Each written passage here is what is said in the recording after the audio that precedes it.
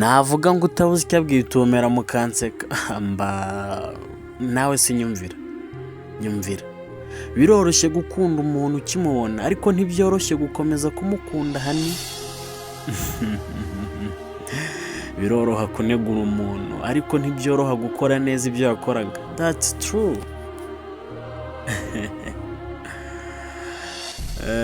Biroroha kurya ariko ntibyoroha guhaha. Ntekereza ko ari ukuri. Biroroha kubyara ariko ntibyoroha kurera.